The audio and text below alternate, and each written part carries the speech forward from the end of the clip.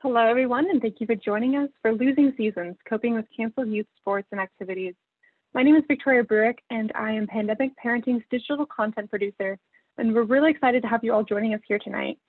This webinar is part of our bi-weekly Pandemic Parenting Exchange series, and if you want to stay up to date on our latest webinars, you can follow us on social media and subscribe to our email list.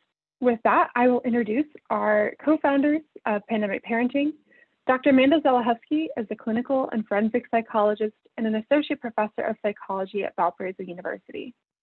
And Dr. Lindsay Malloy is a developmental and forensic psychologist and an associate professor at Ontario Tech University.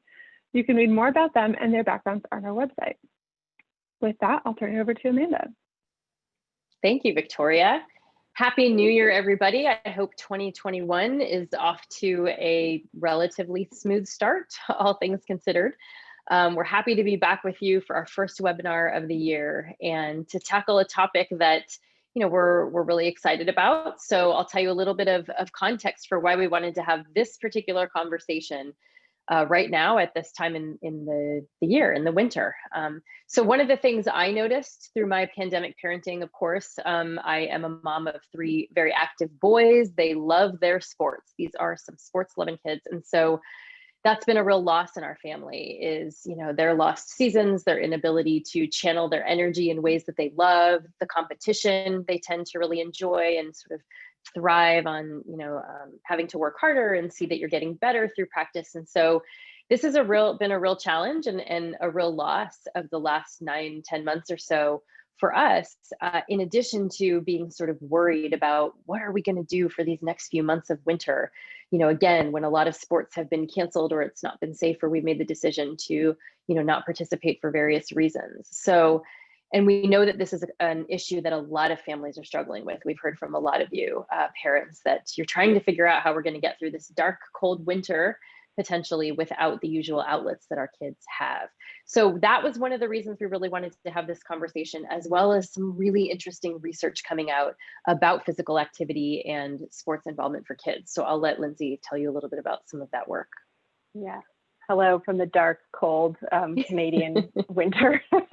Definitely, my kids are too young to have those kind of, that being used to organized sports, let's say. But we've had, challenges with just getting them outside. But one of the things that really made me want to focus on this topic was a friend and colleague, Dr. Genevieve Dunton at University of Southern California. She launched a study right away at the beginning of the pandemic. She's a health psychologist, and she was looking at children's physical activity. And the findings came out from those early months of the pandemic over the summer. And yes, they showed what we might expect to see, that physical activity went down for kids, that sedentary behavior went up, when you compared April, May of 2020 to February of 2020. And interestingly, this was especially the case for the older kids and teens, who we know there's already a discrepancy there compared to younger kids, but that was sort of enhanced during the pandemic. And another issue is that kids are mostly exercising in their yards, in their garage, in the roads in front of their house. And so for kids who live in really crowded areas, or if they're in a high-rise apartment or in low-income housing, there's all of these disparities that COVID is really kind of laying bare right now, income related, race and ethnicity related. And this was just yet another one of them that seemed like really important thing that we should cover.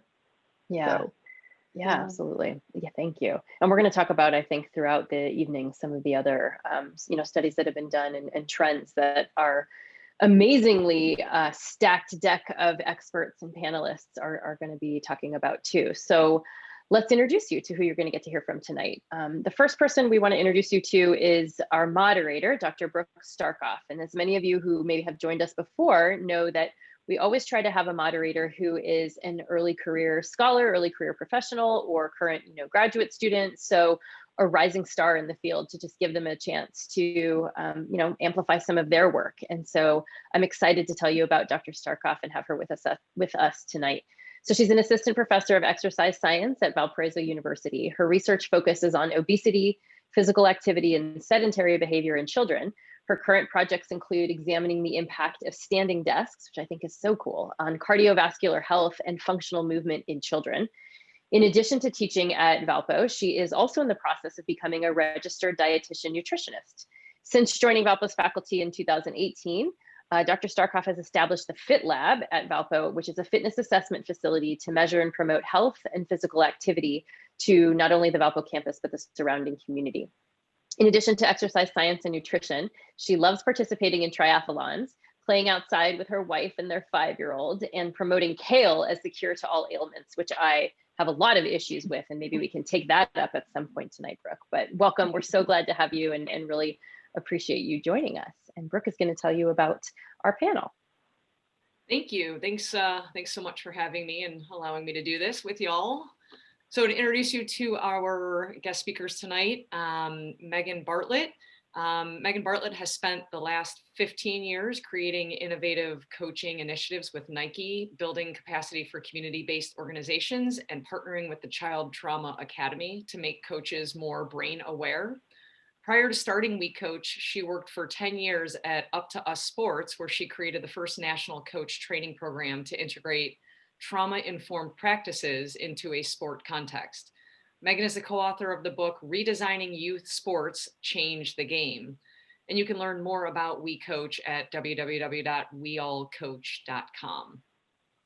Next, we have Dr. Daheia Barr-Anderson. She is an associate professor at the University of Minnesota.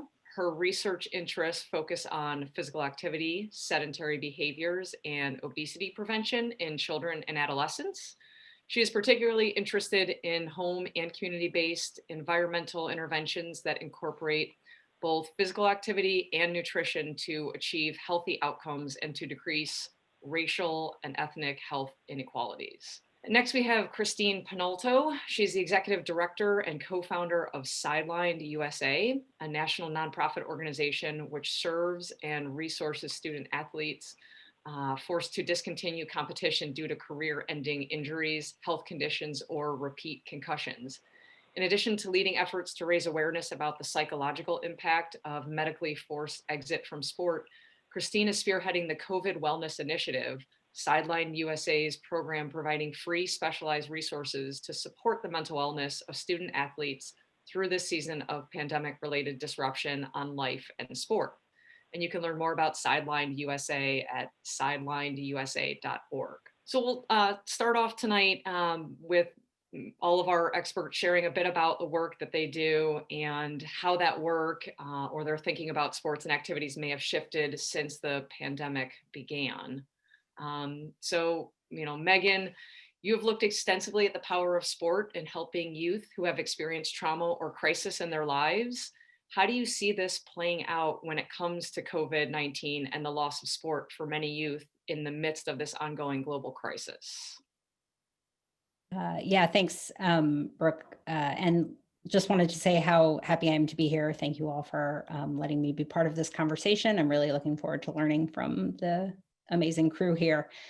I think, I've spent the last 15 years or so trying to convince people that sport is uniquely suited to help young people deal with adversity, to help young people cope with the overwhelming stress of trauma and adversity. And then we had overwhelming stress and adversity times a million over the last 10 months. And the sort of additional challenge of then not always being able to use sport as an intervention in that case, right? And particularly to what Lindsay was saying about the way in which access to sport has continued to be, it's actually always been very inequitable.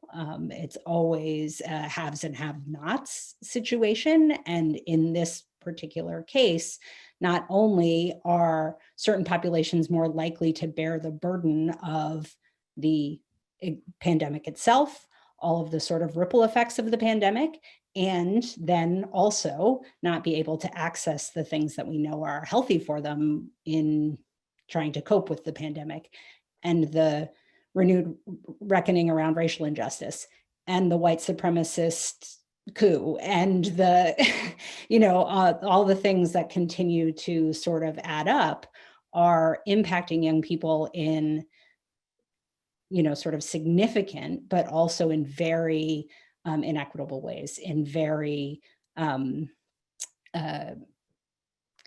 sort of not surprising, but really alarming ways. And so I think in some ways there's hope that because more people start to understand the weight of trauma, the weight of overwhelming stress, that maybe they'll start to want to invest in interventions that are proven to help people deal with it, both now and in the long term. But it's been really just sort of jarring to see how these inequities continue and actually sort of expand over the last 10 months. Thanks, Megan. Christine, can you tell us? Happy note to start us off. Sorry. I love it. We're getting right into the good. Yeah, no, I love it. I love it. Christine, do you mind telling us a little bit about your work and potentially how things have shifted since COVID? Right. Well, mid-March, it's kind of when all things hit the fan with sports, right before March Madness, which is its own huge loss because it's, as everyone knows, the best sporting event of the entire year, or at least that's my opinion. And immediately my heart just sunk because this is the work that we do day in and day out with medically disqualified athletes. Once you've had some kind of forced exit from the sport, it's not their choice, their body, their brain, whatever it is, determines their course, and it's outside of their control. And there's this real disconnect between who they are on the inside and this idea that, oh, they really do have limits. And all the sports posters tell us we don't have limits. If you just want it badly enough, keep working and you'll, to achieve it. And so we knew immediately that this is our space, nobody else knows this like we do.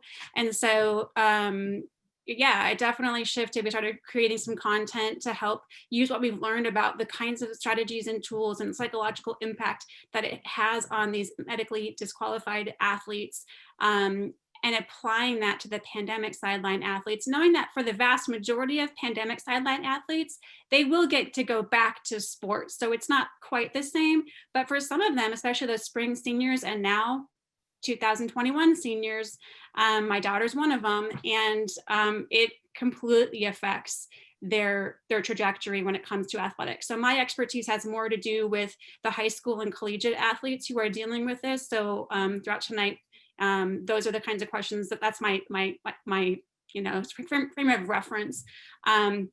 And then, what we did is midsummer, when we saw that unfortunately this problem was not going to go away and fall sports were going to be impacted as well. And here we are, it's winter, and talking about winter sports and spring sports even being impacted. We knew we needed to do something on a really strategic level, or at least I felt like we have to do something. What can we do? So we created this program to give athletic programs, teams, any organization working with athletes, the tools, some specific tools, some resources that they can take to support the mental wellness of these athletes, because this is a whole different level of grind. So there's a lot I could say, but for the sake of time, I'll just kind of leave it at that, and we'll go through more, I'm sure, throughout here. And we also have lots of resources on our website if this is resonating with you as a listener. I think just real quick, I'll just jump in real quick to say, I think you touched on something so important when you mentioned the loss of control with the athletes that you experience who are being, medically disqualified from sports. And I think that's one of the things we've heard from parents time and time again in our research, as well as through doing these webinars, that one of the hardest parts about this whole pandemic is just not having any control over how long it's going to last and what's going to happen. And I can't control other people's behavior and what they're doing. And it's just, that's been so tough. And so I can see really how that would be, even greater in some of these kids who are having to give up some of this stuff for sure. So that, and identities, which I'm sure is something that we're going to get to, because I think that's what we've been hearing is the difference in many ways for parents who are trying to support older kids, like you said, Christine, high schoolers, young adults, college athletes, that, the stakes are really high here. And so if you take away my sport, I actually don't know who I am anymore. And so I'm already struggling with a lot of the social things I've lost and school has changed, but that was my identity. And so I think that just sort of goes hand in hand with some of the mental health pieces. Is this makes up so much of who I understand myself to be, or who I thought I was going to be, what my future trajectory would look like. And I know that's something that you guys focus on a lot in or at Sidelined. So I'm sure that's something we'll come and back even to, like, can I go to college? This was the one path, for a lot of these kids, it's not the academics that's going to get them there, just because, and maybe they don't have the money and to go to college, and this was their shot. So it can mean even like lifelong struggle to get ahead because of what's been taken away from them. So it is very significant. Which is real, right? And I know when parents are trying to support it, it's like not minimizing, like, well, you'll have other opportunity. Like that is a very real loss and feeling that people are grieving. So thank you. Thanks, Christine. Daheia, can you take a couple minutes and briefly tell us a little bit about your research and how things have changed over the past year for you? Sure thing. First, Brooke, I have to start and say that I'm at my standing desk during this webinar, so activating the muscles. And I must also say to the audience that I think I'm gonna bring a different perspective, because Megan and Christine very clearly that their world revolves around sport, and I'm an academic researcher, physical activity epidemiologist, and my focus, the youth that I tend to work with, they probably wouldn't even classify themselves as athletes, that they're not involved in sport.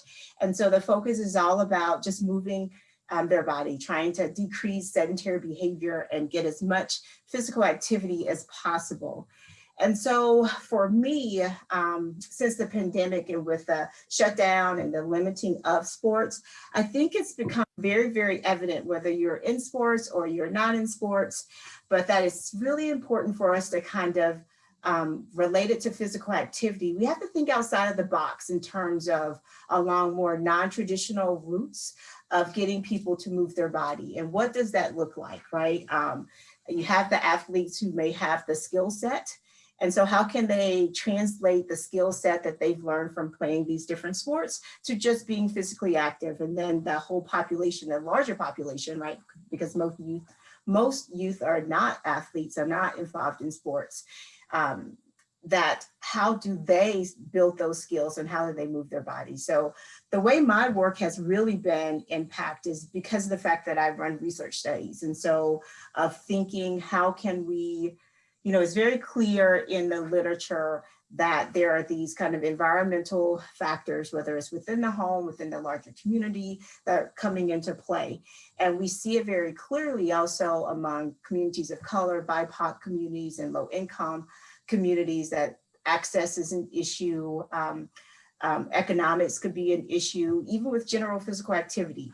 And so how do we start to, and just as I think Brooke said it, that not Brooke, it was Megan who made this comment about these are the communities that are, been hit hardest when it comes to COVID in many respects, in terms of the morbidity, the mortality, and so forth. And so how do we start to think about making physical activity or keeping physical activity a priority, and coming up with innovative ways to get them to be active, even the smallest bit, right? So I think about the US physical activity guidelines, that some is better than none, right? And more is better than some. And so I know we're gonna talk a little bit later about what the guidelines are, but just really having that emphasis of getting youth moving and keeping them moving. Let's talk about it now. I mean, I know that's a burning question. If that's okay with Brooke, sorry, I meant to ask permission, but like, let's go there. What should we be doing? How much should we be moving our kids around? Or I'm sorry, encouraging our children to move around. Yeah, the guidelines are, it's pretty clear, and it's been pretty clear for quite a while, that you should be getting about 60 minutes of physical activity, both moderate and vigorous intensity. So really getting their heart rate up, and not forgetting about the muscular and bone strengthening component. So doing activities that where they are able to build those capacities in terms of their bones and their muscles. So it's pretty straightforward. Whether or not kids are getting that, is more challenging to achieve, but the guidelines themselves are pretty straightforward. Now, do the parents need to be doing these things with them? So in terms of the US guidelines, and I keep on saying the US guidelines because I know that we have a global population listening to us, and the WHO actually did just come out with guidelines that parallel the US guidelines. But when it comes to adults, it's about 150 minutes it's very complex, right? I think for children, it's pretty straightforward, right? 60 minutes every day, keep it moving. For adults, it's about 150 minutes per week of moderate activity, or 75 minutes of vigorous activity, or a combination of the two, and at least 2 days of muscle strengthening. So just move your body. I'm writing it down. I'm so glad that I thought you were going to say 150 minutes a day, and I was going to feel like a huge failure. Yeah. There was a paper that came out a couple of years ago that said for women over 40 to maintain our weight, we need to engage in at least 90 minutes of physical activity, which, like, who has 90 minutes when you're over 40 and probably has you have a family and other responsibilities. But Wow. There's a lot, I'm seeing a lot more research coming out now about some, HIIT workouts, right? High intensity training workouts for all ages. And now they have the 5BX workouts that are coming out that are 5 basic exercises. They're calisthenics. There you go, Amanda, calisthenics. That, anyone can do at home. But there is some concern for folks that, proper form is really important. Yeah. So kind of making sure that whether you're child, adult, whoever's doing it, making sure that form is the most important thing that they're paying attention to early on. But you said kale fixes everything, Brooke. So that's what I am taking away from this today. Yes. Okay. Plus kale. Yes.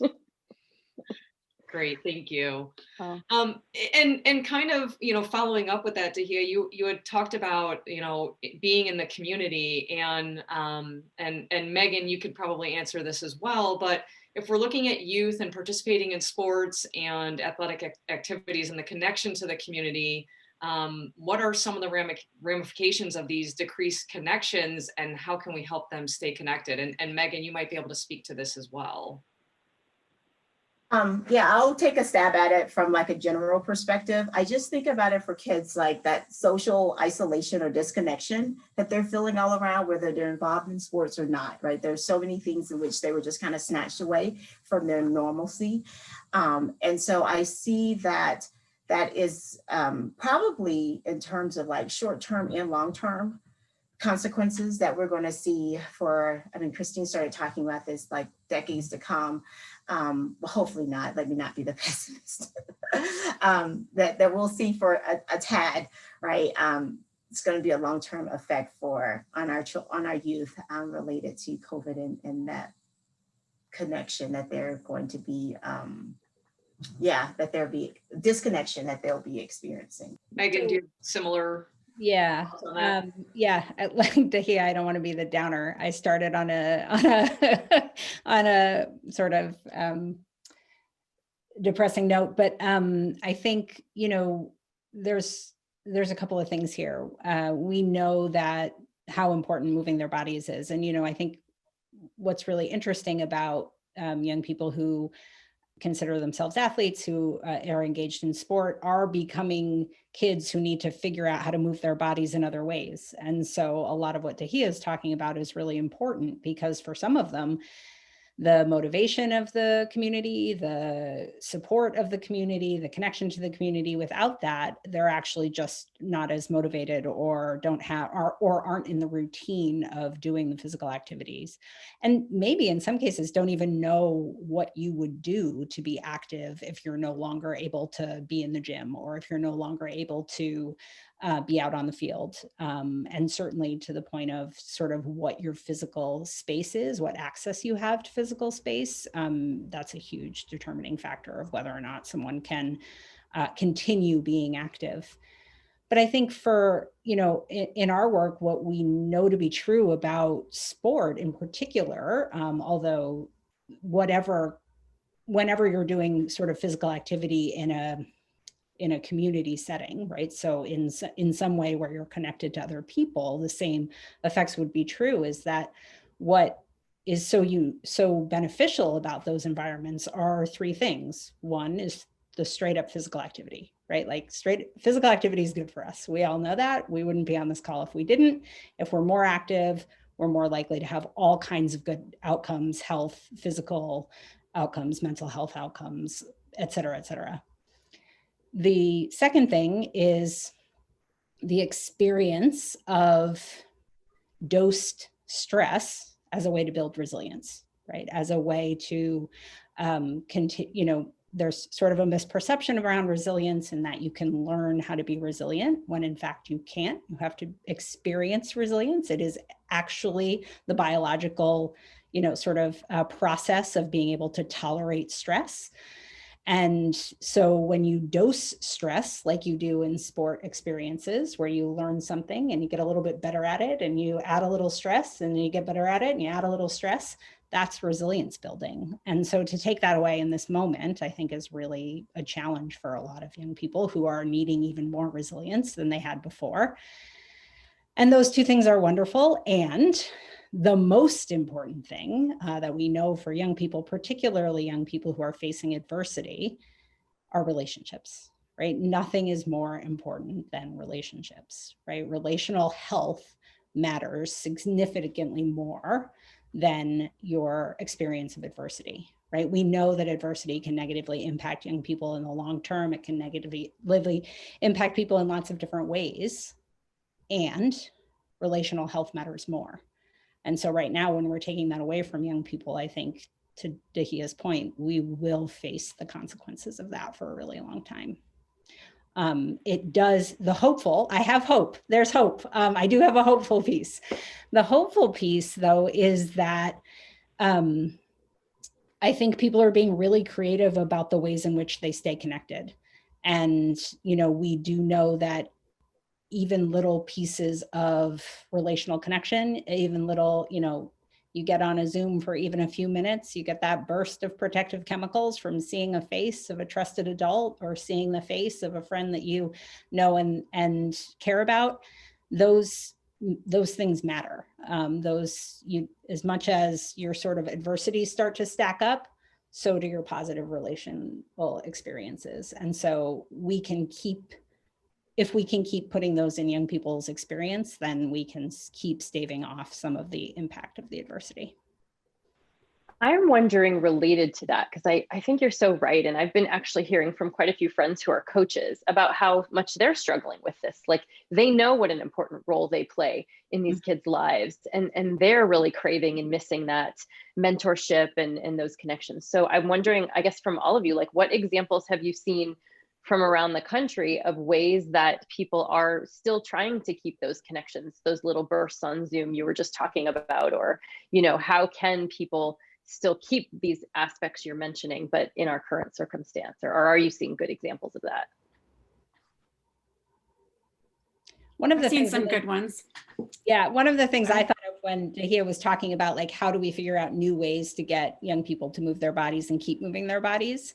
I continue to hear from coaches and young people about TikTok dance challenges, and how much people are doing that, not just by themselves, but in a communal way. And I think that's sort of doubling down on the importance of physical activity and having some community around it.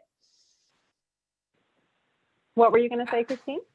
I was just going to add about this, like you said, getting some creativity into coaching. So creating, starting out some different skills that maybe, your team hasn't had the yoga workouts and as part of their routine. It's a great time to start doing those kinds of things.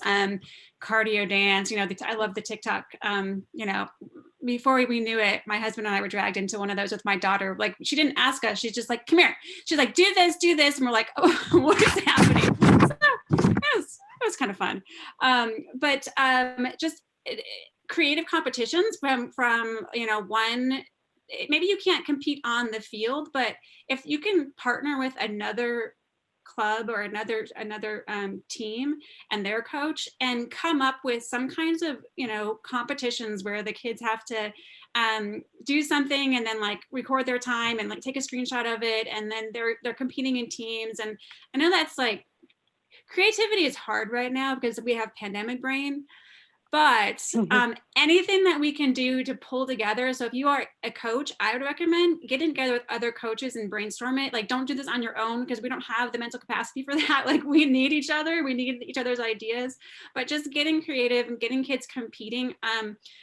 Where I stand when it comes to the ramifications question is the mental health component of it for those elite athletes, for those really dedicated athletes. Maybe it's the older ones. We're talking about some serious risk for depression, anxiety, isolation, identity loss, suicidal ideation. Like, I know I just like, that's really heavy, really fast, but we're seeing it. We're seeing, you know, in the suburbs of Chicago last week, we had a high school senior star quarterback took his own life. And like, these are some very serious things. So if we can help just stay connected to our teams, like I'm telling coaches, look, even if you can't compete, even if you can't practice, if it's supposed to be your season right now and it's delayed, like don't delay interactions with your team. Because, and if you're a parent listening, maybe you approach the coach and say, would you be willing, I know basketball hasn't started yet, and we don't know when it's going to start, but these kids need that connection with you. They need that connection as a team. Is there any way you could, like, once a week do a Zoom call, check in on them, you guys talk about how you're doing, maybe plan at-home workouts, like connect, ask your coaches if they're willing to do that. Like, they may not be able to, but they certainly, I think would benefit from knowing that it's something that you think would be a great idea and that the kids could benefit from. But just like building their mental skills, even like right now, we talk a lot about building the mental game because there's this whole different opponent right now. Maybe we can't compete on the field, but then we're in our homes and we're stuck in our heads as athletes, you know, as adults, we're stuck in our heads. And there's a lot, as we all know, as moms, that we have to like mind our mind. And so how can we teach our kids to do that? Coping skills are so important right now, and it takes a different you know, vantage point to, you know, but there's so many different things that we can be teaching our kids that will help them, serve them well throughout their lifetime as they're learning how to cope with this pandemic. So there's so many things there. Definitely anyone who wants to can email me if they want to, and I can share some resources with coping skills for building the mental game. We're checking out our podcast. We have a podcast as well that helps talk directly from athlete to athlete about, you know, what are some of the things that we can be minding our mind right now, and building those mental skills to survive, right? That's great. Like, and we can share those on our resources page too. When we share this webinar, that would be excellent. You know, it also, I think we need to keep perspective too, just as a community. With a lot of what you were all talking about reminds me that, so I'm in Canada, so there's a pond like around the corner from my house that there's been some teenagers who are, you know, going and playing hockey on, you know, pick up games of hockey on the pond. And there's some angry comments in the sort of Facebook mom groups about these, you know, teenage gatherings on the pond. And, you know, some of the kids aren't wearing masks and such. And I get it. And I'm not, you know, they shouldn't be wearing masks, or as my 5-year-old pointed out, they should be wearing helmets when we saw them. But, you know, at the same time, on balance, right, these are teenagers. They're doing something that's important for their physical and mental health, right? They're getting physical activity. They're having that connection when we know, at a time when we know peer orientation is so important. They're susceptible to a lot of, you know, bad things, frankly, in those years. And so I think just on balance, having that perspective of like, okay, yes, they should be wearing masks, but still they're outside. You know, there are lots of ways that on balance, this might actually be the best way for them to be spending their time and protecting their mental health. And so I think just keeping that in mind, that our kids have different needs at different ages too. So my 5-year-old's needs for connection with his peers are not the same as the 15-year-olds, right? So just something to, you know, think about, I guess. And you know, maybe I should be more vocal, but I'm mostly like staying out of that kind of thing right now for time reasons. But yeah, it's got its benefits for sure.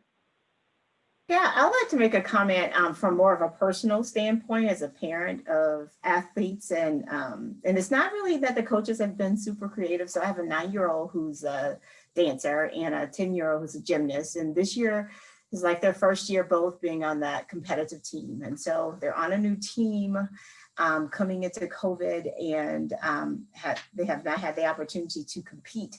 But I must say that the coaches, both teams, I am highly impressed in terms of how they have been able to connect my girls to their teammates, and for the coaches to also connect to the girls. And it's been through Zoom. Like, I know everyone is zoomed out. Like, we're so tired of this virtual platform in some respects, but it still allows us to have some level of connectivity and to fight against that social isolation. And so when Minnesota was shut down the second time around Thanksgiving, for about 6 weeks, my girls had 3 times a week their gymnastics or their dance practice. And the coaches always made sure they spent a little time at the beginning, at the end, just checking in with the girls. And then they started connecting with each other outside of the space. And so continuing on with that regular schedule, I think, is very important whenever that's possible. And then working really hard to try to make those kind of friendship connections that they probably would happen organically in person, not so much on Zoom, but I think because of the situation that we're all in, that people are willing to kind of step out of their comfort zone and try to come together and connect as much as possible. I wonder too, if one small silver lining is, especially for younger kids who are doing kind of just one sport and really focused on one sport, and now they're not able to do that. Potentially now is an opportunity for them to learn some other skills and be able to get involved with other activities, which is good for, not only gross motor skills, but for confidence and to go on and participate in other activities. So, looking for a variety of different at-home activities, whether it's, I don't know how you all feel about exergaming. I know the Wii was a big thing years ago, but now they have certain games, different consoles have different games, but doing just a variety of activities to get them moving in different ways, I think is really a benefit in some way. I totally agree with you, Brooke. And I think that a lot of my work kind of stems on just that of not necessarily specializing in one area, but you just learning to move your body in these different ways, and how that movement and the development of those skills, it translates into other areas. And so when I think about the amount of time, like these children who are not in person, but they're doing distance learning, and they're having to spend a lot of hours on the screen time. And then, so there's this huge debate in terms of like, well, during their free time, we need to pull them away from the screens as much as possible. And I think, and for me, and having some experience of looking at the benefit of active gaming, that it depends on what they're doing in front of the screens, right? So if they're moving their body, they're standing, they're activating their muscles, they're getting their heart rate up, that isn't really the screen time that I don't want to say demonize, but the screen time that we talk about in such a negative way, right? It's not the same. And so for a study that is beginning pretty soon, we're going to be doing activity via a screen. And so creating community, through these hopefully intimate conversations, and then moving all together. And I think that there's something about people moving together that brings us together tremendously. And I say this because I usually teach a class during the summer in Kenya. So I take students to Kenya to focus on the empowerment of youth through sport for Kenyan youth. And we go out to very rural areas where the Kenyan children don't even speak English. But my undergrads start moving, playing soccer, playing football with these kids, and they become one. They connect in ways. And so I kind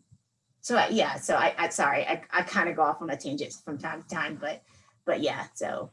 But no, and I think we're seeing some questions in the Q&A too come in on like those specific, how do we get them? And we've been using a lot of the active, the workouts, the get kids moving on YouTube Kids type things. And I think, like Megan talking about using it for opportunities for connection. And, there's lots of like, it's my 2 kids and me, and I'm really getting a harder workout than I don't like to admit. Like we've been doing a lot of superhero workouts. So there's a Black Panther workout that we love. There's a Wonder Woman workout, just because, my kids happen to be into superheroes right now. So that's how I can get them interested. But they're hard workouts and they're good. And we're high-fiving each other. And, there's like chatter and connection happening. So I think that we did a webinar on screen time just before the holidays. And so people can watch that on our website. And one of the things John Comer, who was one of our guests, said is like, not all screen time is created equally, right? Like there's a huge difference between doing a just dance video or like doing some sort of PE class online versus just sitting and staring at a screen, So yeah, I completely hear what you're saying. I think, as we're seeing some of these questions come in, Megan, Kate from Indiana was asking, how can we as coaches help to redefine success in 2021? Sport is typically pretty binary with wins and losses. How can we step outside of that and find success outside the result? Yeah, that's a great question. And I think it builds on what Daheia was saying. Daheia, you said it was a tangent, but I found it really relevant. I think, all the research supports the idea that when you move together, it's really powerful, right? And what stress does is dysregulates us, right? And what movement and rhythm do are regulate us. And when we move in a rhythm together, we get even more regulated, right? And we all need to be a little bit more regulated now. So I think those are the goals, right? And so when you're thinking about redefining success, I think what you're trying to do is break off the pieces that you can control, right? You're trying to say, I'm going to get some of this collective movement 3 times a week. That's the goal, right? The success is that everybody moved together 3 times a week, or the success is we tried this, to Christine's point, we tried a yoga workout or together as a group, or we're going to make some goals for the season that we have some control over, right? Because in this time when we feel such a loss of control, in this time when, one of my favorite definitions of trauma, as I'm sure everyone has, but is that trauma is the wrenching away of control when you need it the most. And right now, what we're all in need of is a little more control. And so for me, I think it's, challenging our athletes to build a specific skill, right? Maybe you can, if you're a basketball player, maybe you can work on ball handling. If you're a team where some core strength would really be of value, maybe you can take up yoga. When you're, I mentor female athletes at my alma mater, particularly female soccer athletes, because that was my sport. And they just finished not having a season, and it was really hard. And the coach said what they did get to do, and they got to be in person, socially distanced, but in person, was they did a lot of things that were really focused on fitness and strength. They did a lot of things that were focused on core ball handling skills, things that are, again, within their control, and ideally will help contribute back to the wins and losses when they do get to go back on the field, right? Thinking about what those sort of building blocks can be, that you have some control over. Thanks, Megan. I know we spoke early on about the loss of a sense of identity. Christine, I wonder, Tara from New Jersey was asking, how can student athletes stay connected to this part of their identity during this time? Yeah, that's a great question. So I think there's a lot of thoughts there, but one just really simple exercise I like to tell athletes to do is to have them like pull it back a little bit. Okay, you play football. So tell me, what makes you a great football player? And then have them like articulate the kinds of things. Okay, what makes you love football? What makes you what really drives you to this sport? And they start naming things like, well, like it gives me a place to be a leader. Like I really like to push myself. I like to be a team player. I like to encourage my teammates. I like to like power through and show my grit. So all these things are coming out. So that really is their identity. Football is the means, right? That's just how they showcase who they are. And certainly football has played a key component in creating and shaping those qualities within them. So it's really important for them to understand and separate, like, I am not what I do. I'm not going to be defined by, you know, my performance or my ability to compete. I'm defined by the quality of the person that I am. And so there's the athletic identity. And so like that first exercise I was talking about kind of alludes to that. And then talking about like, how do you transfer that to other means of life right now? Which, you know, there's so much that can be said there.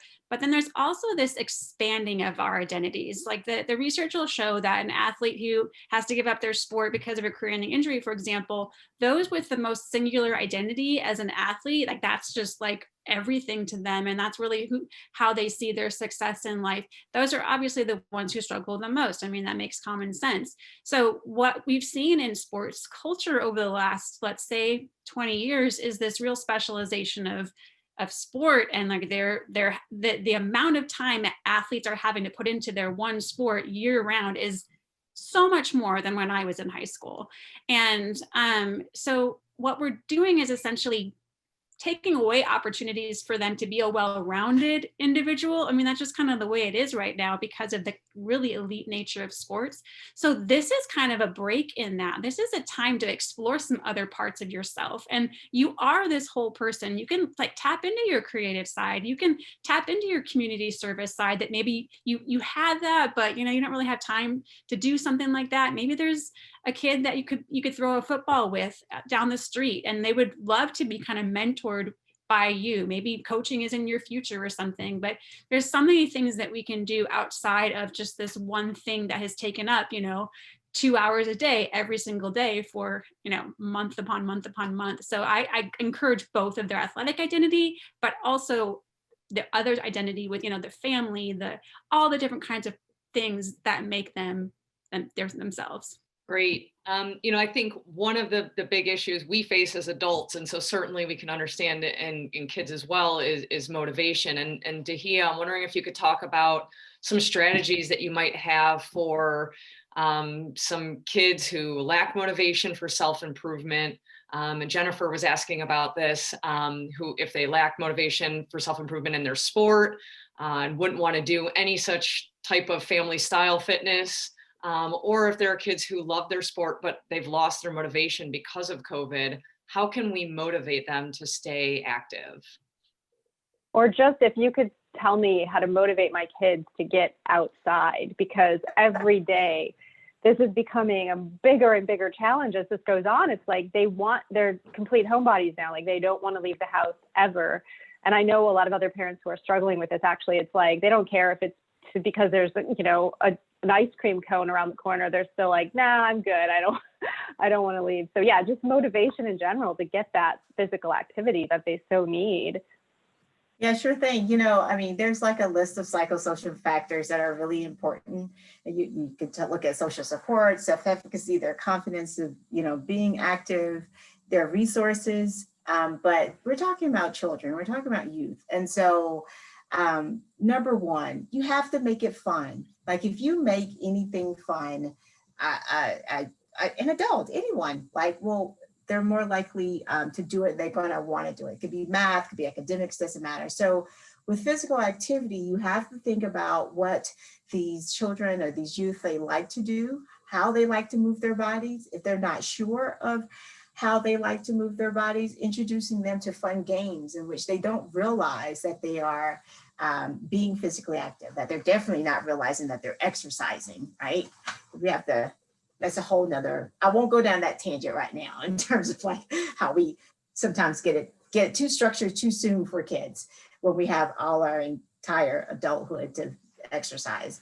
And so I think it really is. So for Lindsay, for, you know, your son, of the adventure of reconnecting to being outdoors and all that you can do, the exploration that's available. I think about like these great parks of recs and state parks, of county parks that are available, these green spaces that are available in a lot of places, even those that they don't have the best reputation of being very physical activity friendly, that you have these spaces that go untapped and undiscovered, that you make it a point of connecting yourself and your kids to those areas. So not to go around and so I can stop going around in a circle, but you just got to make it fun. Whatever it is, you have to make it fun, tap into what they're really interested in, and continue to like grow from there.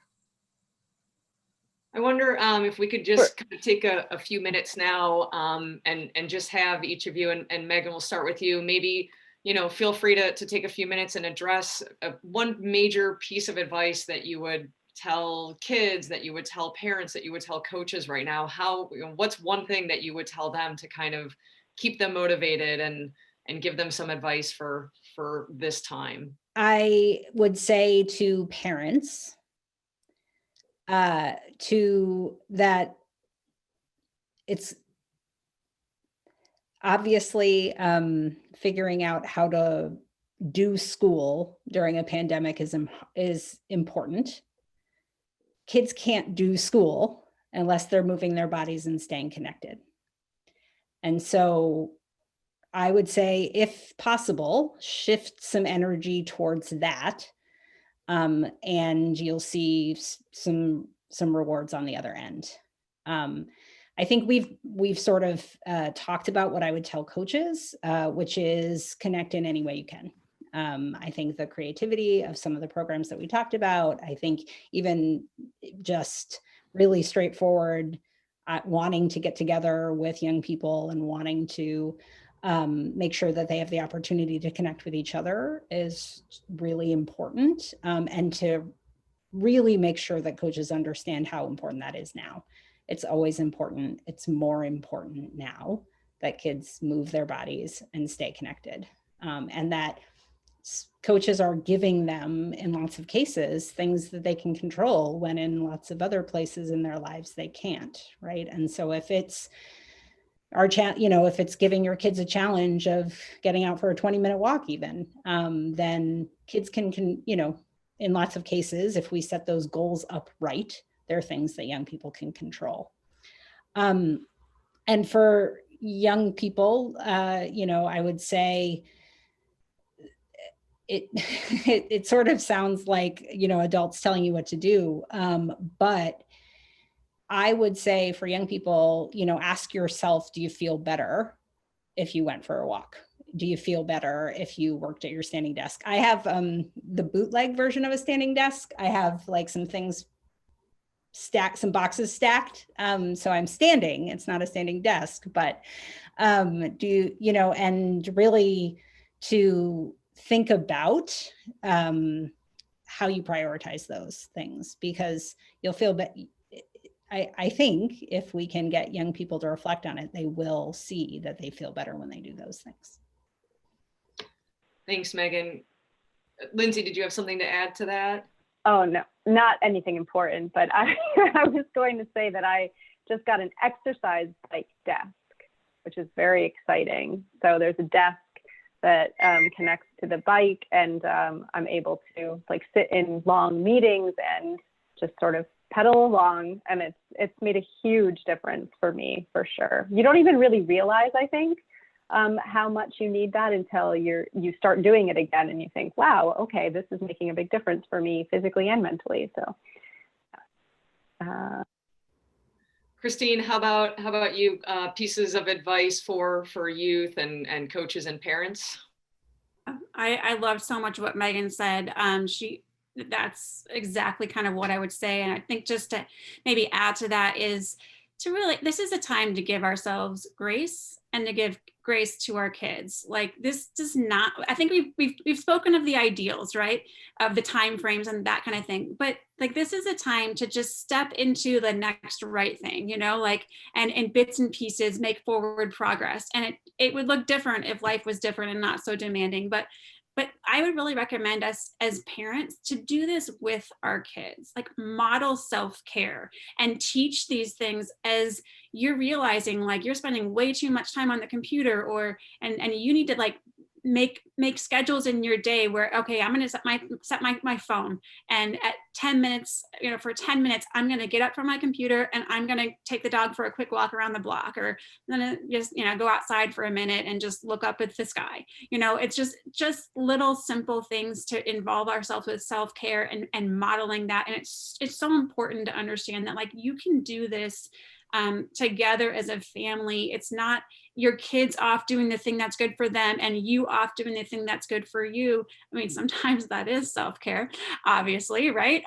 We all need our alone time, but like, what can we be doing to just really mind our mind and to learn self-awareness? That whole social emotional awareness is so important and so key, and they'll remember this the rest of their lives if you teach them as you're learning. You don't have to know everything, but as you're learning, if you're talking about how you're learning how to manage yourself in those cloudy days, like I am not a fan of clouds. I moved from Phoenix, where I lived for 20 years, to Chicago, where I've lived for the last 11. The number of sunny days is ridiculous here, ridiculous in the wintertime. So I talk about it. If I'm struggling, I talk about it with my kids, and I make those choices. I don't do this perfectly, but if I need to take a nap, I take a nap. And if it's in the middle of a workday and I work late, that's fine. Like I just teach my, I know my body, I know my mind, I know what I need to do. Sometimes for me, it's like a TJ Maxx run. Like I love TJ Maxx and that helps fuel me. So teaching our kids, like what fuels you? And let's all try to do the things that fuel us a little bit every day, a little bit every week, and we're going to get through this. This is not a permanent situation with COVID. Life is going to go back to a normal. We just kind of got to get through week by week and just give ourselves grace and learn together. And your kids are going to be cranky. I have a 15-year-old, an 18-year-old, and a 20-year-old, and sometimes we really give extra grace. They're going through it right now, just like you are, just like I am. So we're gonna get through it. And if you need to, go throw your face in the freezer, that was what I would always do when my kids drove me crazy when they were younger. I would like put my face in the freezer and just kind of like shock myself back into like, okay, I can do this. So you're telling us that they don't grow out of this, Christine. This is not good news for those of us with younger kids. I probably shouldn't respond to that question. Fair. No, they become, but that's part of what the self-awareness does, is it teaches them to recognize when they're doing that kind of thing. Like when they grouch out at you and just being like, oh, do you need a cookie? You just kind of wink at them. Just, they're 15 years old, they're 18 years old. They still need a cookie, like sometimes when they're cranky. So yep. I think sometimes we got to make light of the fact that like, we're all a little cranky right now. Mm-hmm. A little bit. Thanks, Christine. Daheia, some advice for folks out there? I think Megan and Christine summed it up, and especially Christine, when you were saying about parent-child interaction and the social support and role modeling is just so very key. And so I guess I just have one thing to say to both parents and to the youth, and kind of thinking about what Megan said earlier about resiliency. Like this is the year, right, where even when you felt like you weren't being resilient and you were just crumbling, that you were still building that resiliency muscle. And so you are resilient, keep on being resilient, and also keep on moving. So I'll just end with that. That's great. Breathe. Breathe. Deep breath. Yeah. Seriously, shallow breathing is its own, negative, effects. If you really got to breathe in that oxygen, let me tell you. Got a lot. Yep. There were some, I just wanted to note too, before Brooke wraps us up, that there were some really great suggestions coming into the chat and into the Q&A box from a number of coaches. I can tell parents things that they're doing at home, and we know those were a lot of the questions we got beforehand were just specific requests for ideas for what to do at home. So just to let everybody know that we will be posting lots of these suggestions, resources, ideas, articles on our resources page. So keep an eye out for those things. And thank you to everybody for offering the examples and suggestions that you did. I just first want to just quickly say a couple of things that have suggestions that have been given to me recently and that we started doing. Maybe other people just know a lot about this and I was very late to the party, but geocaching is something that we've started doing as a family, right? Like there's like a free app, there's a pay version, but there's also a free version. And we've been getting out and going on walks, and it's really exciting for my young kids to be able to like find a treasure. And that has helped get us outside. We've done our own treasure hunts with clues, but that has really helped us. And then someone suggested me a Facebook group called 1000 Hours Outside. And apparently it's full of creative ideas for getting your kids outside. And, you know, because like Christine was saying, I mean, I just feel like I'm tapped out of ideas. I feel like the creative part of my brain just was gone probably around May, maybe. I used everything up then. And so I'm all for those ideas. So I haven't checked it out yet, but I just wanted to mention that to people. That's a good way to come up with some of those new novel ways of getting kids moving and getting them outside. So thank you everybody for attending. Thank you to our amazing guests for giving up your evening and spending it with us. We really appreciate it. To Brooke for moderating, thank you so much. Victoria, Stephanie, the whole pandemic parenting team that makes this all possible. We really appreciate everything that went into this. For anyone listening, if you enjoy this, if you would like to share it with your friends, colleagues, family members, that's one of the biggest ways that you can help us, is to share these free resources with others. I saw that, I think it was Tim asked in the chat, this full recording will be available. Usually takes us about a few days to a week to get it up. If you have an organization or you know one who might want to partner with us or make a contribution, we do rely on that kind of support from folks. So Amanda and I donate all of our time, but we pay the team who works with us. And you can find all of our webinars, all of the resources. You can find them on our website, which is pandemic-parent.org. We have a really exciting webinar coming up 2 weeks from tonight at 9 o'clock Eastern. And this one will actually be focused on teens' mental health. So this came up a few times in our webinar tonight, even, and Christine was highlighting, some tragedies in her own community. So we're actually having some amazing experts on, and we'll talk about adolescence. And this really comes because we've been getting so many questions about teens and tweens as we've been doing these webinars. And so we really wanted to do a very focused webinar on that age group. And so we're really excited to talk about supporting teens' mental health, and you can register for it for free, just like all of the other webinars. Just a reminder too, to fill out, there's a 1-minute feedback survey before you go. So thank you everyone so much for being here. And again, thank you to our panelists and our moderator for, spending your time with us and your expertise and sharing that with everyone.